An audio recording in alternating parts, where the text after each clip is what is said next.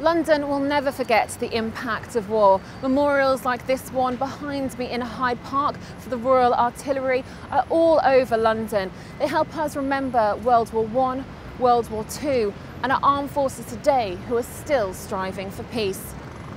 Each year our city comes together to commemorate those we've lost.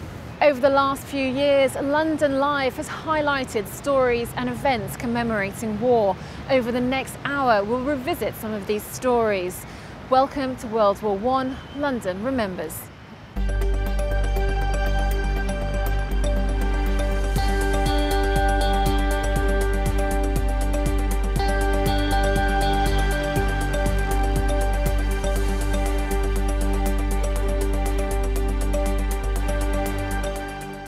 2018 marks the centenary of the armistice and the end of the First World War.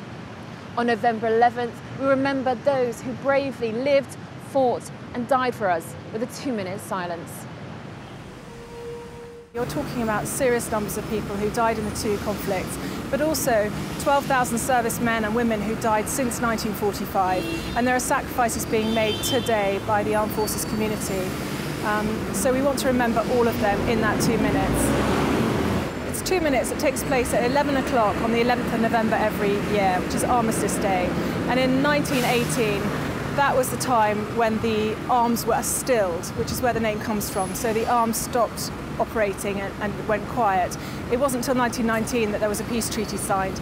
And 1919 was the year that George V, King George V, invited the British public to take part in the first ever 2-minute silence, and it's remained a tradition ever since. And the Royal British Legion is campaigning for everybody to take part in that silence again for this year. I think that there's a lack of understanding amongst certain groups about Armistice Day, especially amongst young people, because there's a lot of information for them to take in and they lead very busy lives. So trying to participate in remembrance is tough enough for them. What we do at the Royal British Legion is we give the British public, and especially young people, as many opportunities as possible to actively take part in remembrance. So we have events like Silence in the Square on the 11th of November every year, which is sort of formal and informal remembrance. And young people place poppies in the fountains there, and they take part in the 2-minute silence, and then their understanding is improved enormously. More than 800,000 soldiers gave their lives in the bloody war. The They're Not There campaign unveiled ghostly figures, but people walking by to remember those who were lost but not forgotten. In 2016, we put an installation in our local church in Penshurst, and it was about taking the 50 names off the wall of the memorial scroll and getting them back into the village psyche, and that seemed to work. And from that we've evolved into what you see now with our large Tommies and our small 10-inch Tommies that everybody is buying now. We've sold tens of thousands of them in a week. Our project is called There But Not There, and having them like this, they are there but not there. And when you see 50 seated perspex figures, life-size, in a church or a village hall, it really brings it home that these people were once there, and we're trying to get them back, because it's all about how they lived as well as how they died. Every man that didn't come back, every woman that didn't come back, there were 866 women who didn't come back as well as the men, was somebody's brother or sister or daughter, and we should not forget these people. But it's also a way, as I say, of cherishing those that are now serving. It's a dual action, and it's a way of looking after these people that are looking after our nation. The railways were pretty fundamental to the war effort during the First World War. They were responsible for transporting troops to the ports to be able to go across to France.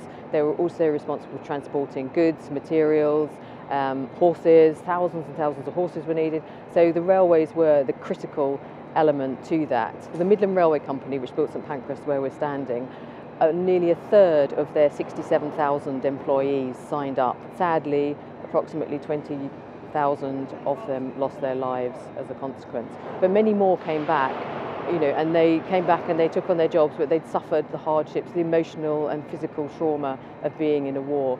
So it's really important that we take this opportunity now, take this time to reflect and consider and think about those people, the ordinary workers who left and fought and died or suffered as a consequence of the conflict.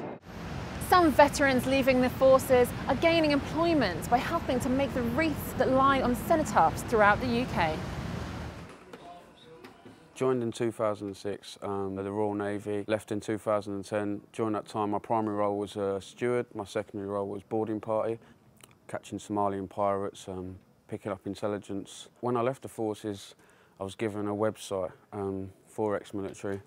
I logged on and I applied for a job in the poppy factory, got the job, worked here for six months, 9 months on a temporary contract. There's more and more veterans coming. You know, you call them veterans, but they're young lads. So things like this are vital for these people coming out into Civilian Street. They're vital to help these people make that transfer. We've been making poppies, crosses and wreaths for the Royal British Legion for over 90 years. It's fundamental to have services which are specific to those who have left the armed forces. We find that their difficulties getting into employment are similar to civilian people, but they have the added challenge of being able to demonstrate their transferable skills to a civilian employer. You can do almost any job in the armed services, but telling another employer what skills you have can sometimes be quite difficult, and we feel that that needs specialist support, and then if you have an added complication of a disability or an added challenge of a mental health condition, we feel again specific services, very personalised specific services help that, and that's what we aim to do. Since working with them, they've helped me like with my driving licence, courses, my anxiety, putting me on to Help for Heroes, putting me on the right direction before I start employment. And that led me on to going to an open day with TfL that they sent me to, and then an interview and then a potential job, and then I got the job, which starts Monday. Leaving combat and trying to have a normal life can be a struggle for many leaving the armed forces. Some veterans are using the skills they learned in the military to gain employment and to have a brighter future. 3 very different jobs, but yet employing people with one shared experience. My name is Rachel Webster. I served 24 years in the military, 2 tours of Afghanistan. My name is Chris Blackford, and I served in Afghanistan in 2010. My name's Daniel Holden, and I served in Afghanistan 2010. All 3 are now successfully employed as civilians, but they haven't forgotten what they learnt whilst in uniform. We have to think fast. We have to, have that 70% plan with that 30%. So what if something happens? I was managing a troop of 12 men, but also leading them in combat operations, and it's the same thing here. So understanding how you get the best out of people, how you set objectives, how you manage people to achieve those objectives. People look at you in a different light when you come from a military background.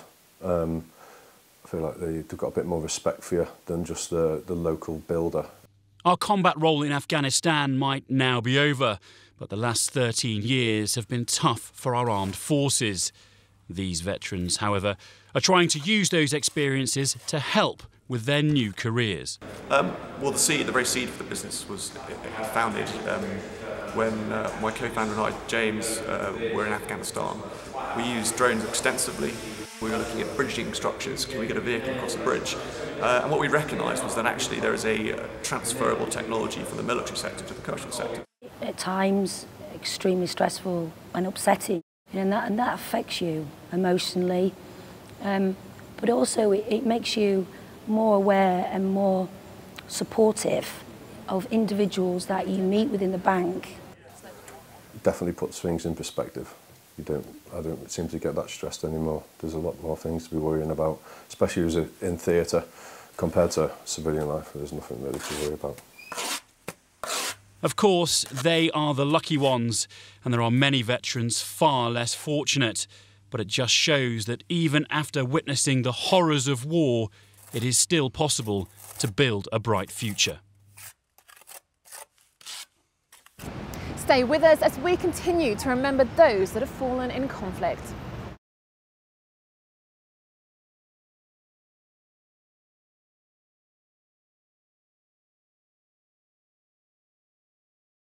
The First World War was named the war to end all wars, but it never did stand up to its name. The Battle of Passchendaele was one of the bloodiest. 60,000 soldiers lost their life in the First World War campaign in Belgium. It's called the Battle of the Mud because of the atrocious conditions. The Battle of Passchendaele was one of the bloodiest battles of the First World War, beginning on the 31st of July 1917 and lasting until the 10th of November. It's remembered particularly because of the incessant rain that fell for just over 3 months and turned the battlefields really into a sea of mud that was one of the contributing factors to the hundreds of thousands of deaths and injuries as a result of the war. So the statue will be here in Trafalgar Square until Friday of this week, and during the course of that time the statue will be exposed to the elements and rain will fall on the statue and the statue will gradually dissolve. So like the man 100 years ago, this statue will be a victim of the mud.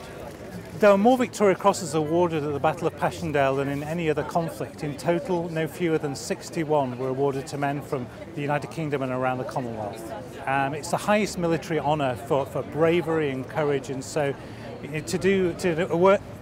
to be awarded a Victoria Cross, you really have to do something truly outstanding. RIV was awarded the Victoria Cross for 2 very courageous assaults on machine gun placements in the early stages of Passchendaele. In the face of incredible odds against him, he succeeded in capturing these 2 posts, which led to a lot of his colleagues being saved. But alas, he was shot by a sniper shortly afterwards, but he was awarded an immediate VC. Well, I'm afraid with all these things, while it is a very prestigious award, to lose a life at 21 is very tragic. And the family was greatly affected. So he was the youngest son. His older brother got wounded in the First World War and never really recovered. And his eldest brother got killed in the Second World War.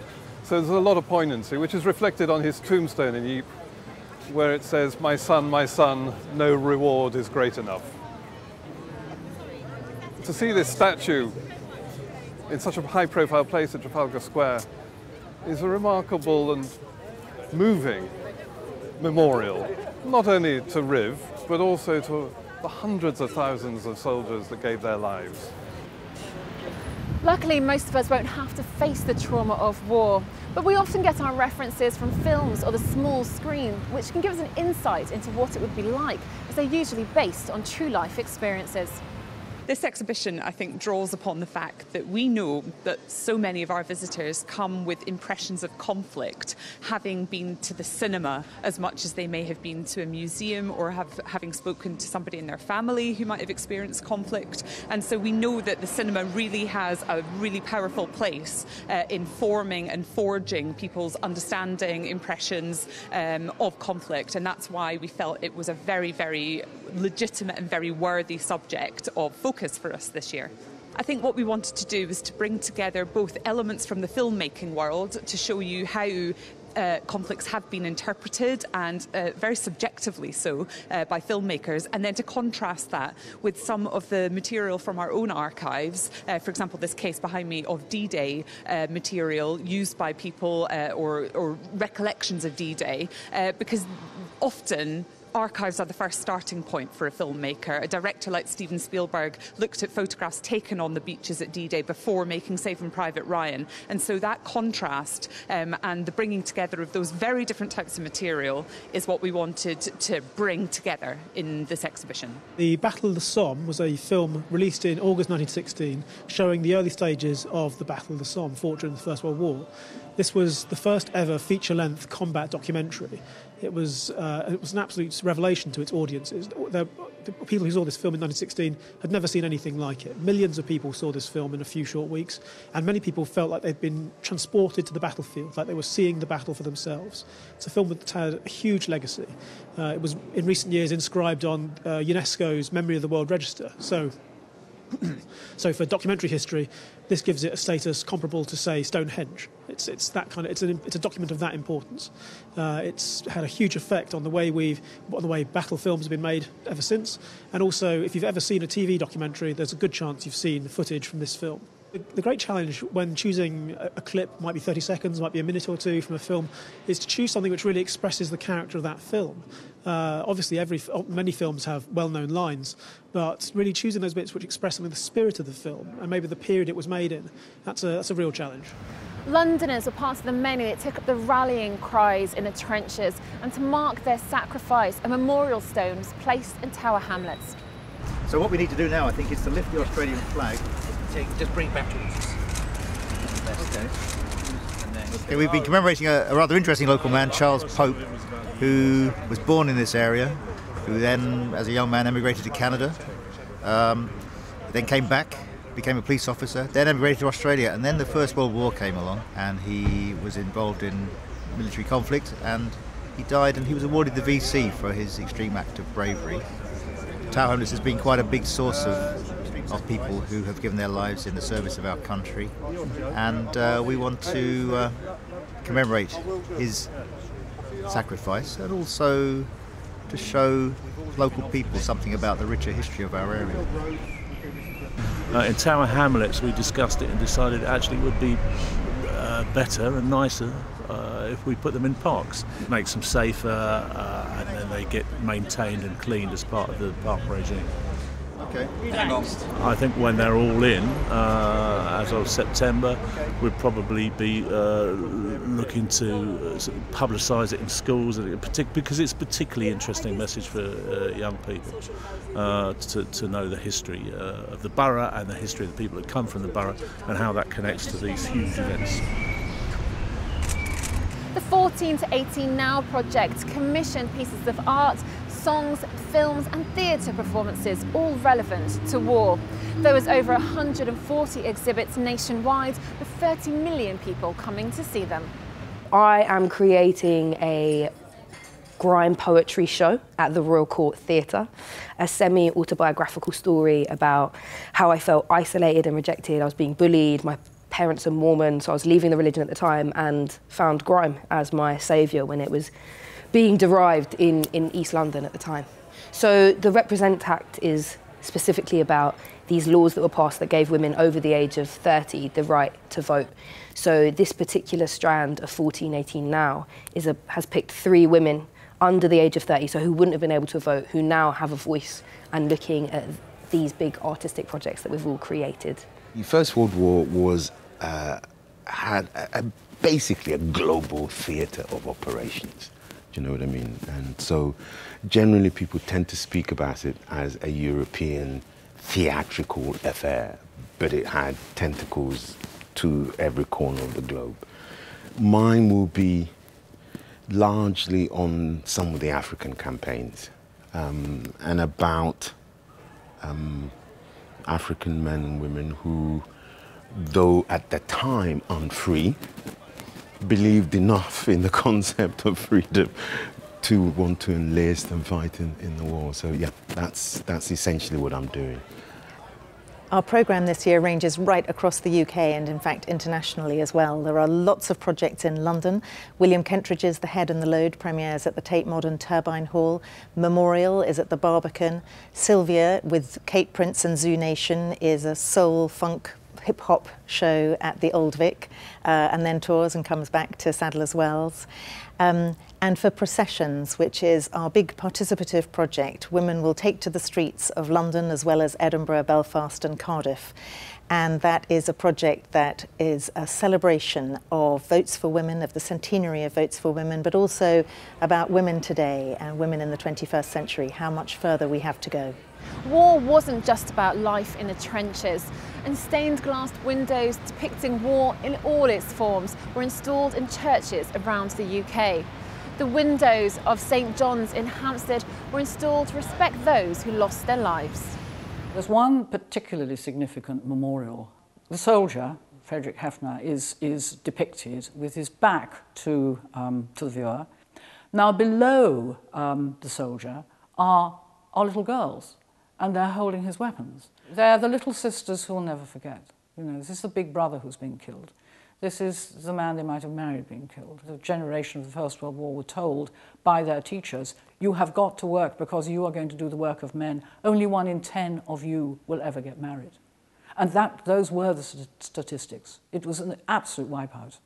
I mean, these memorials, I think, are wonderful really because they're very beautiful art in their own way. They were so shattered by the deaths in early manhood, and if your relatives had more money, then your memorial could take place if the family were very churchly, as it were, in the church building itself. And the arts and crafts movement allowed, I think, some talents to really find their voice. This window is rich in emotion, and you feel, you touch that terrible time, and it's what little is left.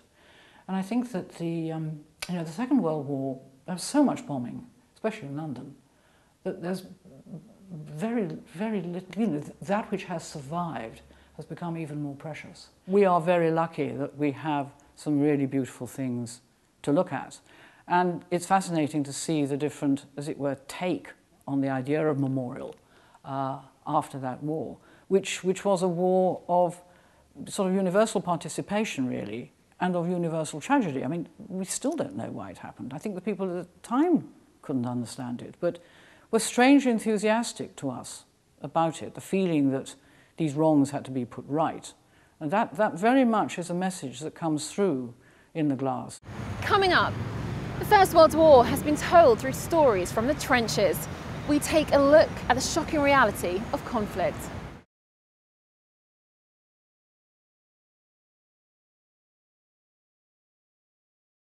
On the 11th hour of the 11th day of the 11th month, we will remember them. The first Armistice Day took place in 1918 at Buckingham Palace, and we continue the tradition to this day.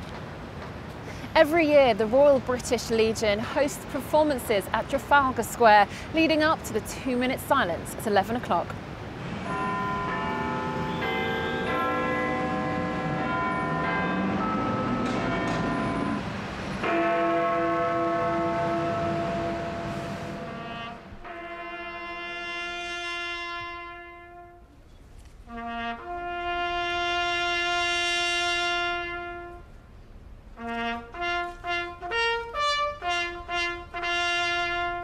Remember me.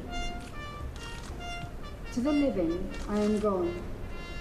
To the sorrowful I will never return. To the angry I was cheated. But to the happy I am at peace.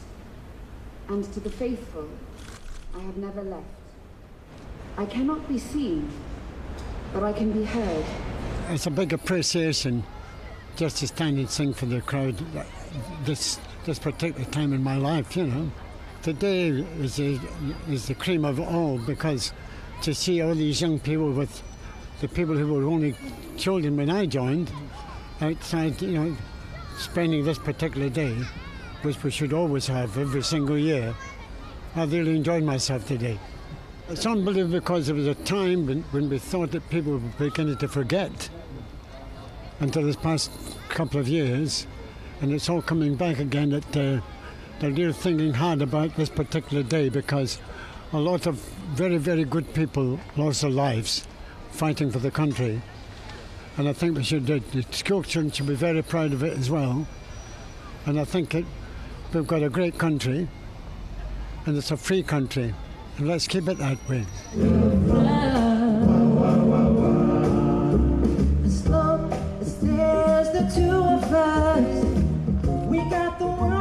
It's a very proud day for us. You know, to be a part of an event like this in association with the Royal British Legion is incredible for us. You know, like to show respect and remember our fallen heroes is, you know, and our heroes that are still serving today is very important. And as I say, we're very proud and honoured to be here. It's just an honour that we're able to share, you know, our voices, you know, and that's our way of kind of sort of showing our respect and hopefully bringing a bit of unity to the day, you know, such a poignant day. It's hard to imagine life in the trenches, the smell, the fear, the disease. An exhibition was put on to give us an understanding of what it was like. This exhibition is a complete vision, a kind of imaginary world that takes you through the trenches, and it begins with my work, which is Degrees of Separation, and it's a love story between a soldier in the First World War and his fiancée. And from that, I took that piece, working with creative producer Alison Truefitt, to develop a project which has encompassed the First World War and working with 17 livery companies, 14 schools and 240 young people, all with the idea that they're going to follow the trade routes and who supported the front line to help the soldiers during the First World War. And basically they've all worked, and this exhibition kind of hosts all of their amazing responses to both the First World War and all those people who were involved with the impact of it 100 years ago. The selection process for working with the 240 students has been very different. Each school has selected it in a different way. Some have had gifted and talented students who wanted to develop their art skills, or history as well, because this is very much rooted in heritage and then has been expressed through the art. And some have picked children who perhaps don't have a connection with the First World War in order to enable that. They've worked on things like cutting through propaganda posters and showing the reality of the war behind the message that was there originally. There are huge murals. The theme of the moth runs through this exhibition. It comes directly from Jessie Alman's work, with the idea that she was pinning the little moths onto the map after the First World War, that the moth stood for a fallen soldier. So that runs throughout the entire theme, and all the schools have made cases and cases of unnatural histories of moths, which are really impressive. There is sculpture. There are amazing paintings using techniques they've never learnt before about how to perhaps capture the feeling of the trenches, and it's all housed inside a set which I've built, which is an impression of the trenches. And I think what's amazing about this exhibition is that every piece you see in here, and there must be over 600, has got a story. In 1916, conscription was brought in. Men were forced to join the armed forces. It was no longer voluntary. Thousands left for battle, not knowing when the war would end, or if it ever would. A lot of other museums and so on have had budgets cut, things are a bit, resources are stretched, so people haven't done some of the things that we felt ought to be done, and we wanted to put on a really exciting special exhibition related to the First World War, and 1916 is the year to do it, because it's the pivotal year, it's right in the middle of the war, it's the year when they realised it was not going to be over anytime soon, and you've got Verdun, the huge French battle, you've got the Somme, which is one of the most famous in the history of the British Army, you've got Jutland, which is the biggest naval engagement since the Battle of Trafalgar, and then it brings in every British soldier, every British man. You have to serve now. It's conscription, so it's no longer volunteers after 1916, you have to serve. So this is a British trench at sunrise. It was created by some consultants who are very knowledgeable. They're all restorers of World War I artefacts. These guys are just getting ready to go over the top, so it's you can hear the birds tweeting. Keep to the trench in daylight, but they're getting ready to go over the top to go over into battle, so they're all sort of looking out and checking what's going on. This guy's got a map. If you look over the other side, we've actually got a periscope, and you can look through it and see over the top of the trench at the barbed wire into no man's land. With the lighting, with the sounds and with the small corridors, we're really trying to build the effect as if you were there, really as though you're experiencing 1916 alongside these soldiers, these civilians and everyone else here. We're not interested in the rights and the wrongs or the causes or responsibilities or blame. We're only interested in the fact that these people found themselves in northern France. Many of them probably never left England before, and suddenly they were out there. And not just men, lots of young women went out there to serve as nurses, support roles, putting their lives at risk. I think it's important to identify with that, to remember it, and also to learn from it, so that it'll help it. Still, even now, it'll help it never happening again in Europe, that we'll never be at each other's throats again. We understand why, and the Great War, the First World War, is perhaps the biggest example of why you never want in Europe to have that kind of thing happening again.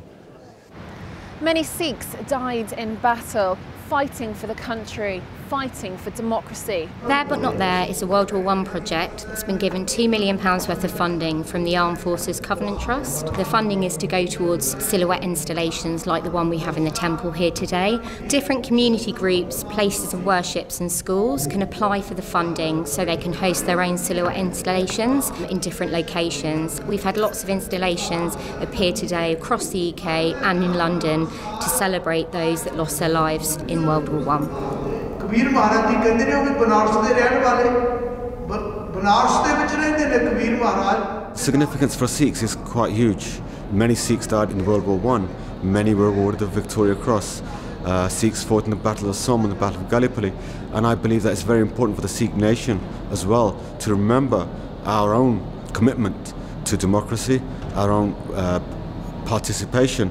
It brings back to focus the reason that we're living in a democratic society, we're living in the United Kingdom, that we're also part of the democracy that we live in today as well, and how we fought and how we participated in the global freedom that we have in practicing our faith as well in a democratic state, in a democratic country called the United Kingdom. It will last for a certain time.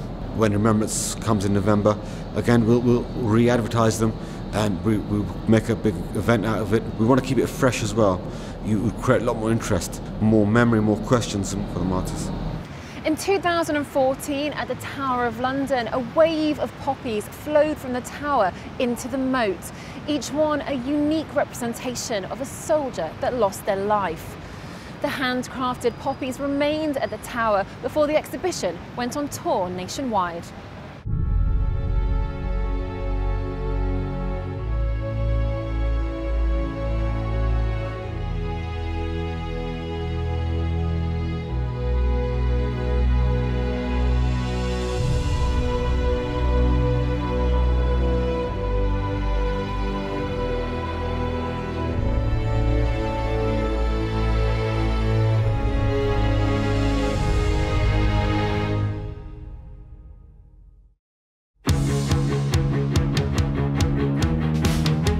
I decided to make a ceramic flower per person who died at the front of the First World War. I normally make everything myself. The scale of this I can't, I need help. Not one flower in this entire building is the same, because they're all handmade, so they are special. Always at the forefront of my mind is each one of these represents a soldier that died. Because the numbers are building up so much, you know, it's just, some days it can be really emotional, very, very emotional. Derby has a massive industrial past, and I prefer to make my work how it used to be made 100 or 150 years ago, which is at least machinery is possible. We take blocks of clay, we slice it up, we make it into big flat sheets, we stamp large petals and small petals out of it. We put those two together, take a circle of clay out of the middle, make them into flower shapes, put them in the kiln, they're fired, and then they'll be packaged up to go down to the Tower of London, where they'll have the metal spikes put in them, and then they'll be placed in the moat.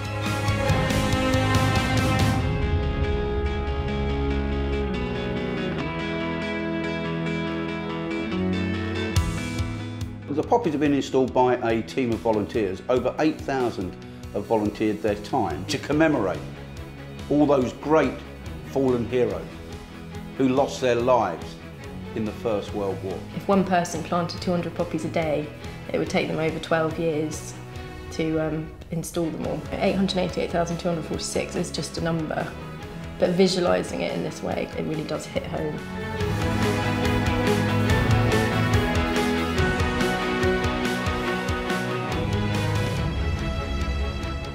Stay with us as we look at the ways that war has been commemorated across London.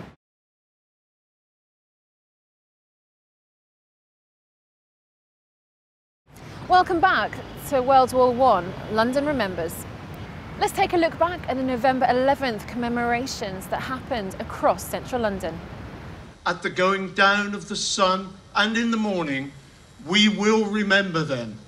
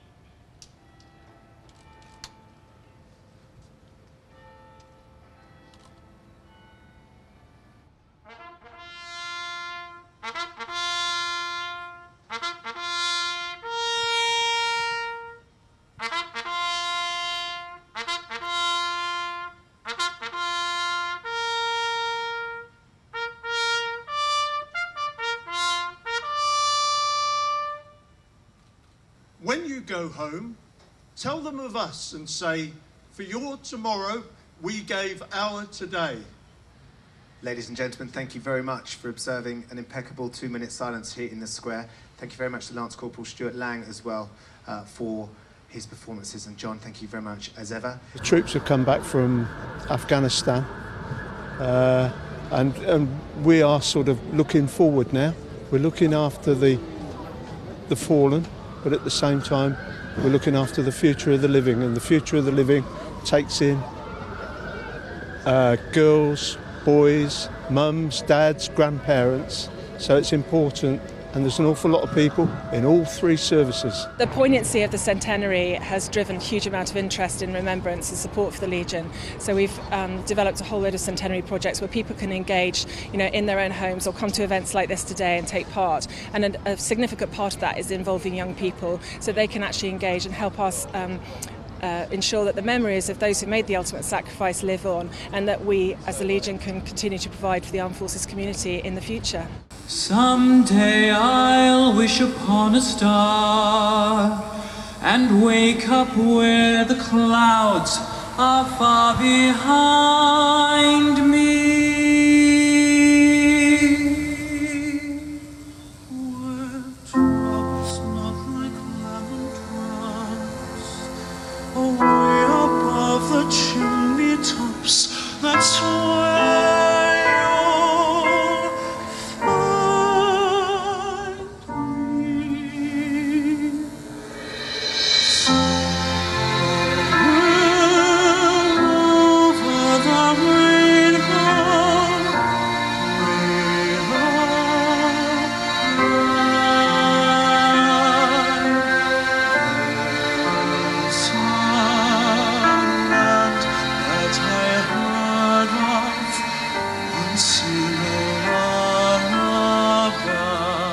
there's often these untold stories of these soldiers, and this is really a day to remember that. So, I think it's emotional for everyone, but really, it's such an honour to be here, and we can't thank the British Legion enough for inviting us to be able to really have this honour. Even though there's no veterans left, it's important to get us young people kind of involved with it, because part of history is remembering and honouring the people who fell in the Great War, and part of it is making sure that that amount of life isn't lost again. Way above the chimney tops, that's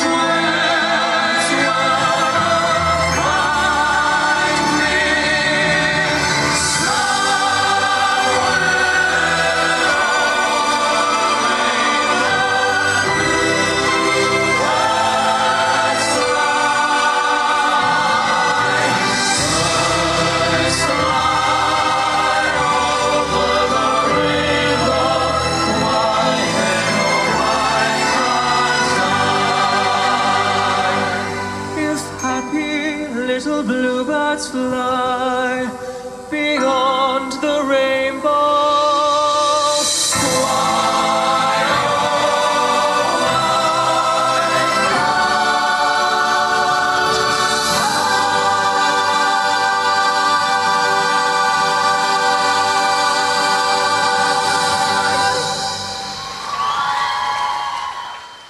It is the first of your birthdays that we have been apart since you were sweet 16 that I can remember. I hope and trust it will be the last. Heaven send that by your next birthday, or mine, come to that, this terrible war will be over, and that we may both be spared and united on each of our birthdays and those of our dear little kiddies for many years to come. Your bravery has proved more than once, and your goodness has always been apparent. And if I am spared to survive this war, I will do my earnest endeavour to make myself worthy of you. Notwithstanding my shortcomings, I do love you with all my heart, and I do realise that I have one of the best wives in the world. I can now quite understand the late Lord Kitchener's preference for bachelors as soldiers. He must have realised, although a bachelor himself, that it is not the coward's fear of death, but the fear that by death many a good soldier may thus be prevented from rejoining the wife and family he loves so much. I have just that feeling myself at times when the shells are dropping all around us and the air is whistling with them.